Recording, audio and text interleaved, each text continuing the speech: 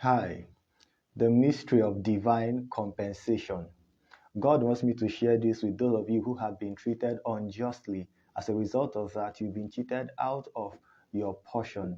Maybe you've been unjustly treated by constituted authorities or people who have some kind of power over you, such as your boss in the office, maybe a husband over a wife, maybe an employer over an employee, maybe even a senior pastor over an associate pastor and the likes. Usually, when things like that happen and you have a relationship with God, you expect God to come through and defend your case so that you don't lose your portion on that matter or in that matter. And sometimes God may not come through for you like you expect, and it may look like the person cheated you and went free. Then the devil comes to your mind and begins to tell you that serving God has no benefit, asking you questions like, where was God when you were being cheated? Where was God when they were maltreating you in that office? And yet he expects you to behave as a righteous man there. Now, God is sending me to explain to you that such experiences are not expressions of God disappointing you, but they are part of God's system of lifting you up and rewarding you, of promoting you through his mystery of divine compensation. I'll give you instances in scriptures. Look at Joseph, for example. Potiphar's wife lied against him, and Joseph was thrown into prison. Now, you would have expected God to vindicate Joseph in that instance. But it didn't happen. He went to jail for it and served the term. For all we know, Joseph had that experience about age 17, but he stood before Pharaoh at age 30. That means he would have been for about 13 years in that experience. But notice what happened. Joseph got blessed far more than he was in Potiphar's house, and blessed above Potiphar's wife who lied against him. Praise the Lord. Now you see that it looked like injustice was meted up against him, and God did nothing about it. But God wants you to know that the injustice that was meted out against you is the basis upon which you'll be lifted up. That is why at times God allows things like that to happen to you.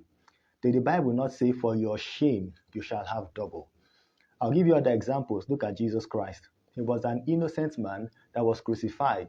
But because of that crucifixion, you and I have the gift of righteousness today. And even he was exalted above every other name, and he seated down at the right hand of the Father. For example, David. He was being hunted down by Saul, whom he was a blessing to, by killing Goliath and delivering the entire nation of Israel. David had opportunities to kill Saul, but he did not do so because he trusted God's system of compensation.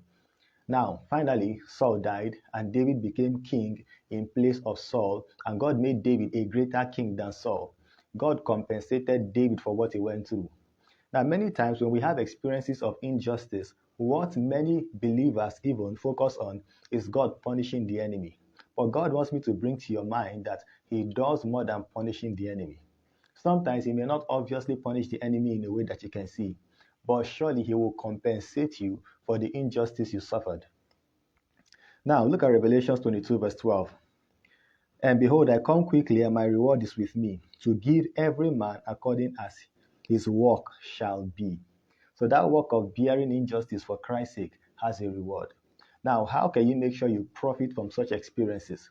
Be careful not to respond or react in unrighteousness.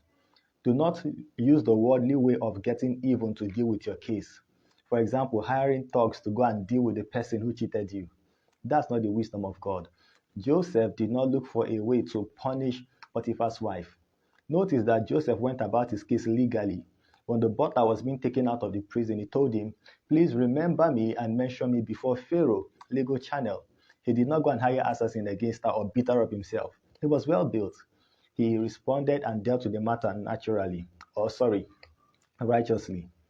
So, if you have legal channels that are acceptable to God to plead your case, you can apply that. But if that fails, maybe because the authorities are corrupt, leave your case in the hand of God. If God permits that injustice against you, it is a strategy that God is using to activate this mystery of divine compensation. And when God compensates you, it will be far better than anything any other person could have done for you. Now, I must stress here that the compensation may not come as fast as you expect. Look at all the cases we talked about. David and Joseph. It took years. So in the meantime, it may look like you lost. but trust the wisdom of God. In the end, it will be worth it. So stay in righteousness. I'm praying for you that God will give you wisdom and the grace to respond to cases of injustices against you in righteousness, that you will not misbehave, and may God come through for you. So I encourage you, plead your case with God. Don't act as the unbelievers. You may look foolish or weak, but let God come through for you, and you'll be glad. Until I come away next time, I remain Pastor Justin Samuel. Keep exerting divine influence. God bless you. Like, comment, follow for more. See you in the next broadcast.